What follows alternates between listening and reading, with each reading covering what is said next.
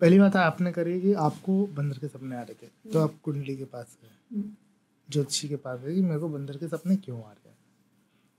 एक तरह का जाना ठीक भी है। दूसरी बात, अगर आप साइकोलॉजिकली देखो तो आपको सपने आपकी बॉडी सिचुएशन के हिसाब से भी आते हैं। जैसे ड्रीम इंटरप्रिटेशन का जो शास्त्र में मिलता है वो है ब्रह्म वैवर्त पुराण। उसके अंदर कृष्ण जी डिस्क्राइब कर रहे हैं कि ये ड्रीम है तो उसका ये रिजल्ट होता है, और ये इल ड्रीम्स आए, दुष्स्वप्न आए हैं तो उसका ये निवारण है। तो उसके अंदर उन्होंने सबसे पहली चीज बताई कि किस ड्रीम को इंटरप्रेटेट किया जा सकता है। तो उन्होंने कुछ शर्तें बताई। व्यक्ति चिंता से ग्रसित नहीं होना चाहिए, जब वो सोया है तो चिंता से ग्रसित ना हो, ज्वर से पीड़ित ना हो, व्याधियों से पीड़ित ना हो, मतलब कोई बड़ी व्याधियां जो होती हैं वो ना लगी हुई है, एंड उसकी नींद अपने समय पे सोया हो। नींद ऐसा नहीं है कि डिस्टर्ब्ड नींद है कि भाई 2 दिन से सोया नहीं था, आज सो रहा है। तो आप देखोगे आप कि जब भी आपको बुखार होता है ना, बड़े भयानक सपने आते हैं, अजीब अजीब तरह के ऐसे सपने आते हैं। जैसे मेरे को अपने कुछ सपने याद हैं जो मैं हमेशा डर जाता था। जब भी बुखार होता था मुझे ऐसा लगता था कि कुछ छोटी छोटी चीज़ें बहुत बड़ी बड़ी होती जा रही है और वो मेरे को डरा रही है। तो इस तरह के बड़े अजीब अजीब सपने आते हैं जब भी आपको बुखार होता है ना, क्योंकि आपके अंदर एक अलग तरह का प्रोसेस चल रहा है, आपके अंदर एक लड़ाई चल रही है।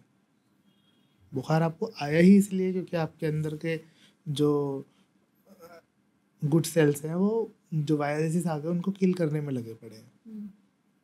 बॉडी ने हीट ज़्यादा जनरेट कर दी थी उनको किल करने के लिए। तो एक तो बात ये हो गई कि सपना जब आ रहा है, हर सपना का इंटरप्रिटेशन नहीं हो सकता। पहले तो सपना एक ही चीज आ रही है, हाँ कंटिन्यूसली, तो उसके पैटर्न्स हैं कि वो आपको देखना है कि फिर उसमें प्रश्न कुंडली बनती है, वो देखा जाता है ठीक है ऐसा क्यों आ रहा है, ये यूनिवर्स आपको क्या मैसेज। क्योंकि देखो जब टेलीपैथी होती है तो एक तरह का ये कनेक्शन है ना।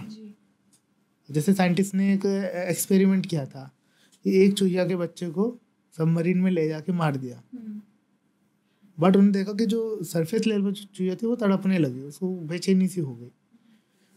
हम कहते हैं ना हमारा कोई संबंधी परेशान हो तो अजीब सी हो जाता है। तो एक तरह की हमें, क्योंकि हमारा इमोशनल कनेक्शन उससे बिल्ड है। जिस तरह आज हम टेलीफोन पर बात कर पा रहे हैं उसमें कुछ सिस्टम्स हैं या, बट हम जो ह्यूमन से इमोशन से कनेक्टेड है, ये भी तो जो वाइब्रेशन से कहीं ना कहीं जा रही होंगी, एक दूसरे हम रिसीव कर रहे हैं। हम क्यों कहते हैं कि हमें सत्संग करना चाहिए, ताकि हम अच्छी वाइब्रेशन रिसीव करें, पॉजिटिविटी आ सके। बेसिकली हम अच्छी वाइब्रेशन रिसीव करें। तो ये बॉडी भी हमारा एक तरह का टूल ही है। हम ध्यान की बात करते हैं उसमें अलग अलग मुद्राओं की बात क्यों करते हैं फिर, क्योंकि हमें उसको बॉडी को गाइड कर रहे हैं कि ठीक है अगर वो एनर्जी इस तरह से गाइड हो और वो हमें एक्सपीरियंस आए। तो सपने वाली बात हो गई। दोस्तों ऐसे ही इंटरेस्टिंग क्लिप्स हमने इस चैनल पे अपलोड की हुई हैं। चैनल को देखते रहो, एक्सप्लोर करते रहो और ऐसी वीडियोस का मजा उठाते रहो।